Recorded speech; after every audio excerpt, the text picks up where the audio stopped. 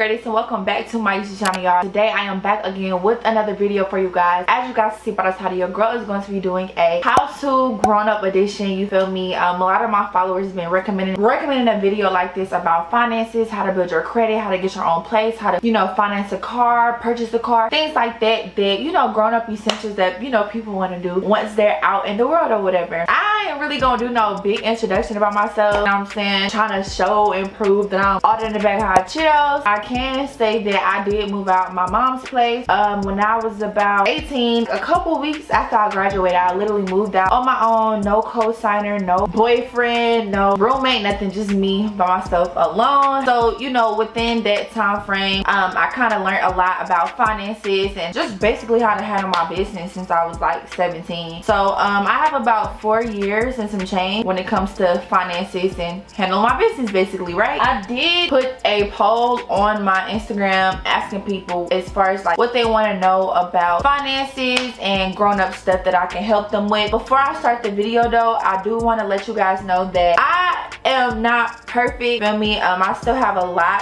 to learn. So if I say something, just kind of take it with a grain of salt. And certain things I can vouch for through like trial and error. But a lot of stuff, it's different ways you can do things. So I'm just basically like letting you guys know what I've been through and as far as what worked for me. But other things can work for somebody. So like I said, y'all can take this video with a grain of salt. I'm not perfect. It's still tons and tons to be learned, but I do know what I'm talking about as far as certain things, you feel me? But like I said, just really take this stuff with a grain of salt. Still do your own research because that's very important, right? But yeah, let's get right into it. I don't want to hold y'all or whatever. I have about 1, 2, 3, 4, 5, 6, 7, 8, 9, 10, 11 questions to answer for you guys. I'm really excited. We're gonna talk a little bit about taxes, then credit, and then like finance stuff, right? So let's get into it. The first question is, let's start with credit. XOXO Ariana said, what are some ways I can earn my credit as a beginner? Ariana, that is a really good question. Some ways I learned how to build my credit, starting from scratch, was really just getting like some bills in my name, being one time as far as my payments go, financing a car as well, brought my credit up, and applying for a credit card. You can apply for a credit card through your bank. All you gotta do is go to the bank, go to the branch, put your name there. They'll, I guess, like run your history, background or whatever, and see if you're eligible to get a credit card. If you are not eligible to get a credit card, I would basically just say put some bills in your name. Like, I know Hulu, Netflix. A lot of people don't like to like pay for their own Hulu and Netflix, but Netflix actually, like, if you pay it like 3 months on time in a row, it'll actually bring your credit score up. It did that to me a few times, so I was really excited about it and shocked because I'm like, okay, Netflix, like, say you're doing a little something. So just putting bills in your name, applying for a credit card, paying bills on time, and just financing stuff like a car or a home, just different things. It's different things you can finance. So just really putting some bills in your name. If you are eligible for a credit card, I believe your limit can be as low as like $100. Something is better than nothing when it comes to credit, right? Believe it or not, what you pay and the debt collections that you owe really kind of already sums up your credit. You just haven't seen it yet. So it's 2 credit apps that I use. Credit Karma is a good one, and Experian is the one I highly recommend. Though it does cost money, I believe it's about $30 or $20 a month if I'm not mistaken, but it literally tells you everything to the T, how much you owe, what your credit is, what bureaus have you under their debt collections. Like, I just love it. I think it is free for 2 weeks, 14 days or 7 days. Let's get on to the next question. Now we're going to kind of get into finances. Have_Spamiana said, what is the top 5 things you'll need to rent an apartment? The top 5 things, if I can think one off of my head, you'll definitely need, like, I say a bank account, because a bank account is going to follow with pay stubs. With pay stubs is just basically a history of deposits or checks that you've got from your place of work. I will also say decent credit. Credit can be as low as maybe $500, $600 in order to get approved for an apartment. And if your credit is below a $500, you just gotta be like hella in debt. I don't think y'all's is, but like I said, y'all can check out those apps and it's gonna ask you for your personal information so you can guys see where your credit stands. So you can be able to move out and get these things, right? Bank account, pay stubs, decent credit. Sometimes they ask for your tax return. Sometimes, not all people. Like like really high-end apartment, ask for like your tax returns and first month's rent. Yeah, first month's rent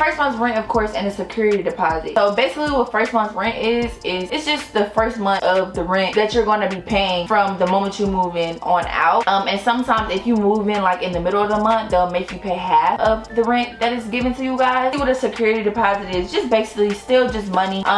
Your security deposit can range from anywhere from like 100 to maybe half the rent. It gets really tricky when it comes to the apartments and homes.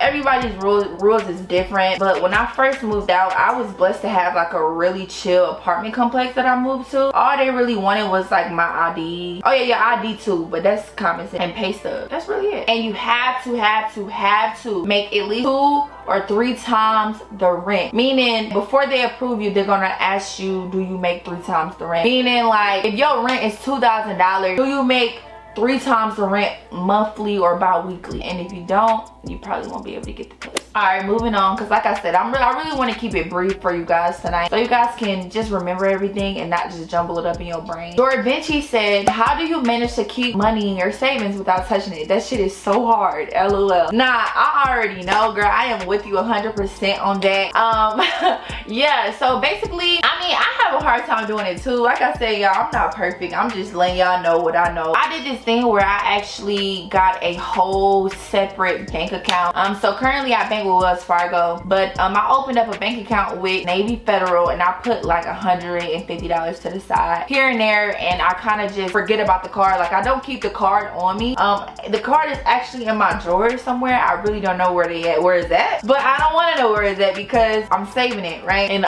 it's only going to be for emergencies only. But I would say in order to like really save, really just gotta stay strong. That's the only advice I really can give you guys. I always think like tomorrow something crazy can happen. I'm gonna have to owe somebody. So that's kind of how I think, like tomorrow I'm gonna have to pay something, so let me just not touch that. So just keep thinking in your mind, tomorrow I may have to pay something, tomorrow I may have to pay something, and if I can't pay it, I'm doomed. That's kind of what I keep in my mind. It's kind of like my mindset going into saving, though it is my weakness. And but all in all though, I got better over time. I really don't touch my savings until like something happened to my car or something like out of the ordinary that I really need to get fixed, or if I like break my camera or I lose my camera, then I'll be like, okay, I gotta go on my savings. It's just a mindset thing, really. Moving on, Janaya Lachey said, how can you move out at a young age? Any tip? Like I said before, just piggybacking off that first thing I said, that's really, getting your credit together, applying for a credit card so they can see that you have some line of credit, and just getting some bills under your name. Something simple as, maybe a light bill. You can just ask your mom or your dad or whatever, say, hey, like, can we put the light bill in my name? Just so I can have like a history of it for when I'm ready to move out, or put it on my credit. Or something simple as a Netflix bill. I'm saying, I believe Netflix is like $12 a month. Pretty much what I would say.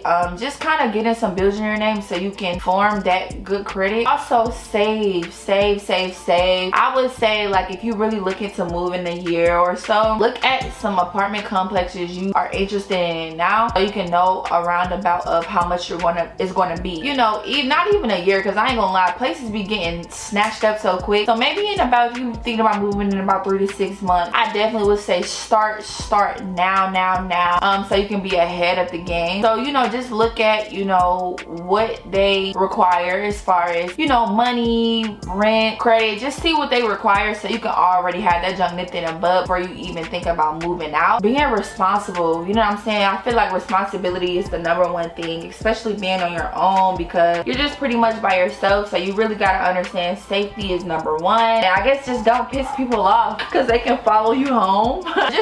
just had a mindset that you're going into this thing prepared. I say overly prepare yourself if you feel like moving out early. So get your credit right, start saving now, putting money to the side, and just looking at some places that you're interested in so you can already know the requirements. The next question is, that girl Bree ___ said, how do you pay rent? Like, do you meet up with your landlord or do you wire them the money? I found that question so funny, y'all. Okay, so typically how you pay rent, don't panic. Before you move in, they will let you know, like, hey, we have a portal that you can pay through, or hey, you can send it to this Zelle, or you can send it through money order. They'll have that in fine print on the contract before you even move in. So how I pay, because I recently moved into this house like a month or two ago, so how I pay rent, it literally said in fine print, rent payment requirements Zelle. I pay my landlord through Zelle. It's really funny. Whatever like the landlord or the apartment assistant managers them require, they will let you know ahead of time. So if they say, hey, we need cash, you'll just go to the bank, get some cash, and give it to them inside of the leasing office. Or if they say, hey, we need money order. Basically what a money order is, it's the same thing as like cash, but it's not cash. Money order is like a piece of paper.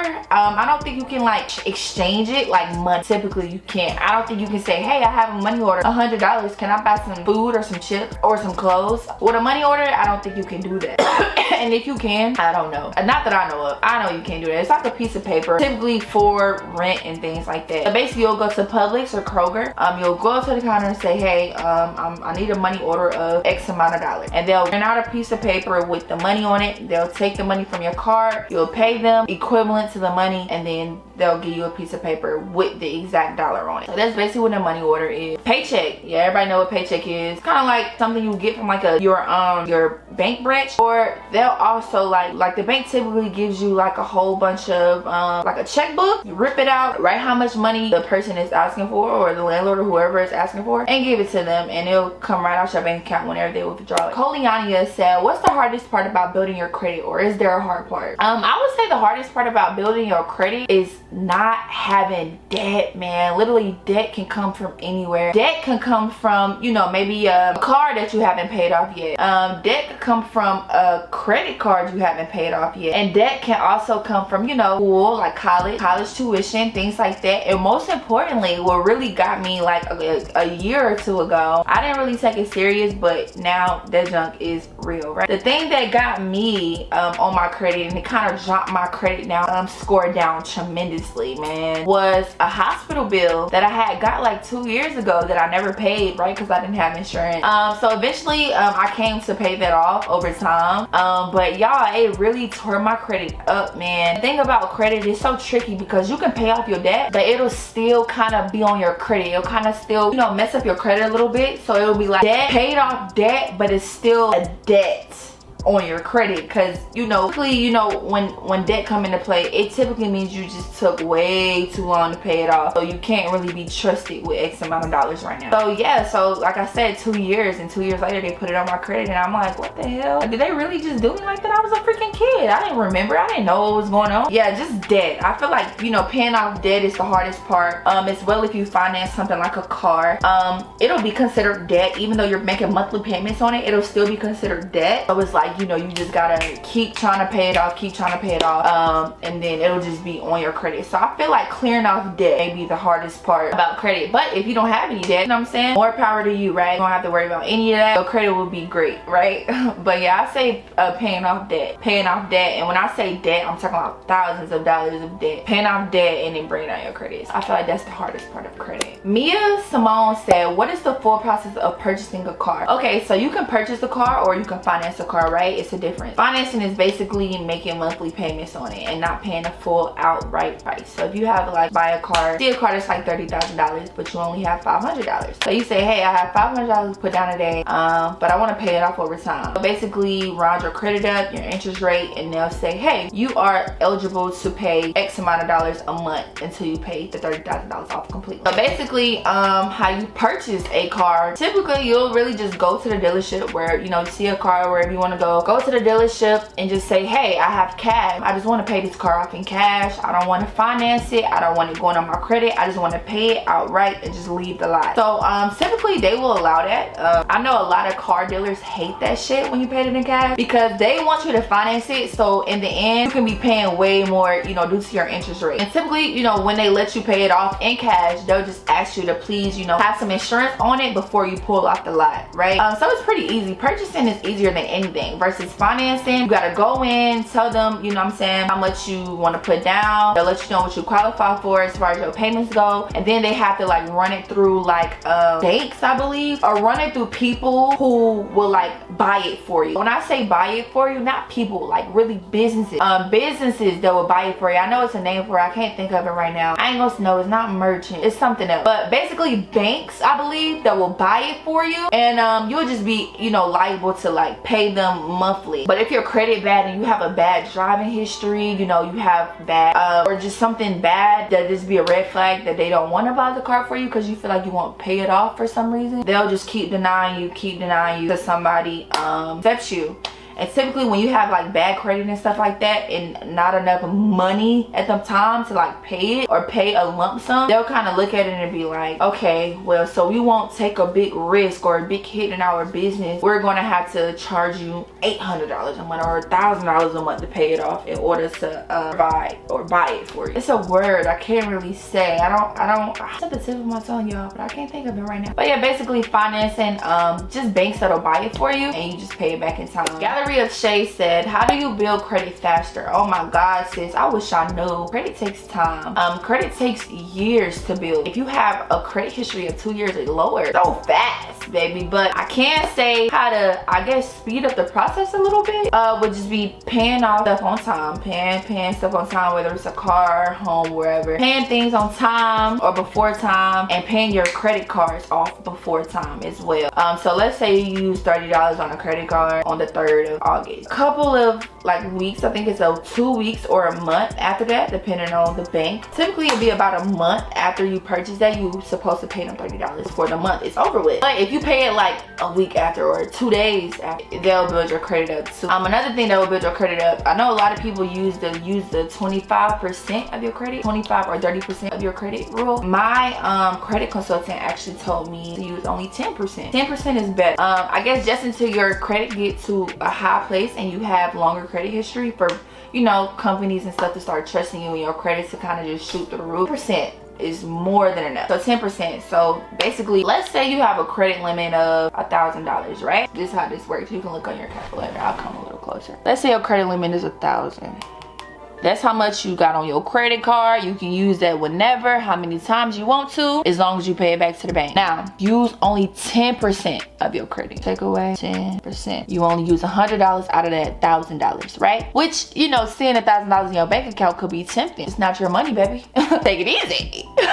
Now, let's say if you have your credit limit is $1,000. Take away, say 30% of that $1,000. I think it'll be like $300. You only use $300 out of that $1,000, right?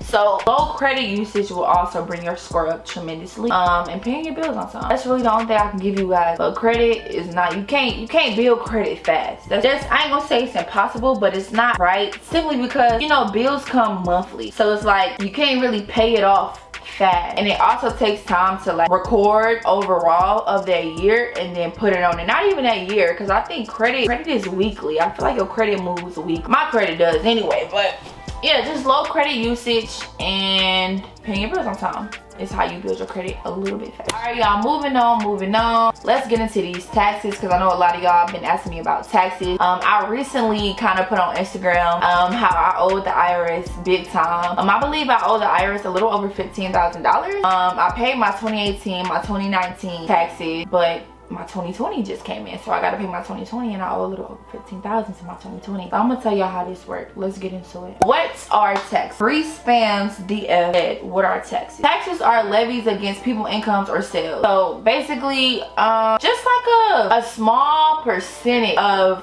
your income. That's what taxes are. Naja Newton said, how do you file taxes? I wanted to get a stimmy, but I couldn't and still didn't start taxes or file. I found that so funny because before I filed my taxes last year, y'all, I was like, why everybody getting a stimulus check except for me? Unfortunately, if you do not pay your taxes or file your taxes, you cannot get a stimulus check or free money from the government, basically. It really sucks. It really sucks. So that's why you couldn't get a stimulus, Naja, because you didn't file your taxes, right? How do you file your taxes? Okay, so I personally have a CPA, stands for Certified Public Accountant, right? And he a little expensive too. He's kind of like a personal accountant. That's really what he is, and he just filed all my taxes for me yearly, right? But you guys, you know, to make it easier and a bit cheaper. I'm not sure if these places charge or not. Everything costs money, right? So you guys can actually go to your local H&R Block or your Liberty Tax Service. Go in and tell them, hey, I'm trying to file my taxes. I don't know how to file my taxes. I have never filed my taxes and I want to file them now so I can get it out the way, pay my debt that I owe to the government or the IRS. So basically what they gonna ask you is for your bank statement. So I think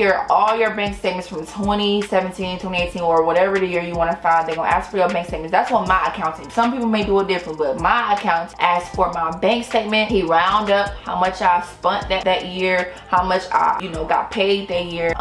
He sent it through, and basically the IRS calculates and tell you how much you owe. So that's basically how you file your taxes. It's pretty easy, real simple one too. And I believe in order to like get updates and see how much you owe, all you gotta do is go to irs.gov. They're gonna ask you to make an account, put your social security in, all that, so they can trace you, right? And they're gonna tell you how much you owe as far as your taxes go after someone files them. If your taxes aren't filed, you would not be able to pay anything, or you won't be shown the price of how much you owe.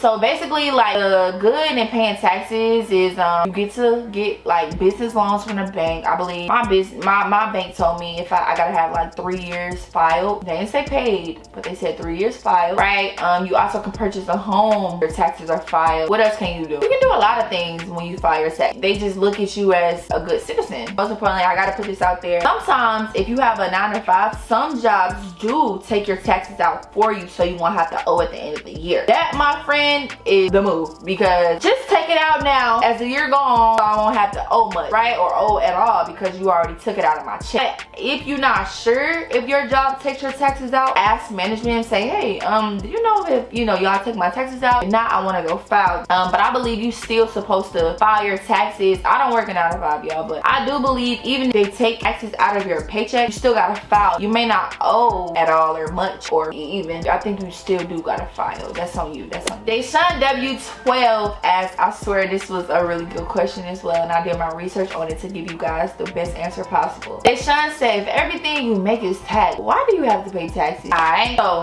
it's 2 types of tax. You have sales tax and you have income tax. Sales tax on goods goes to the county and local service. So, you know, that's basically say, like, when you go to a store or something and then they say, oh, $20 plus tax, and you gotta pay like an extra $3, $4. Those taxes that you pay, the little percentage that you pay, goes to the county and local services. Income tax was created by the war to have payback debt. Because we have a social security number, it's really weird, y'all, but because we have a social security number, we're in debt. Don't ask me why. I don't know why. Ask the government. Look it up. I read up on it, but I don't want to talk what I'm not fully educated on. But all I know is the reason why we got to pay income tax is because we are in debt because of our social security or something like that. So they accumulate what we made over time of that year and they tax it. It's 2 taxes, Deshaun. That's why you was asking, like, what's everything is already taxed. Not your income tax. Your sales tax, yes, it's already taxed, but not your income tax. Your income tax isn't taxed already. Your income tax actually just, you know, basically like the money you make, whether it's a deposit, a check, just a payment from somewhere that you do often, frequently, what you do for a living. You have to pay a small percentage of that to the IRS every stinking year. I don't even want to talk about it because it makes my head hurt. It's bullshit. It's bullshit. It's bullshit. Period. Yeah, y'all. That really completes this video. I got through those questions fast. How long is this video? 35 minutes. Ooh,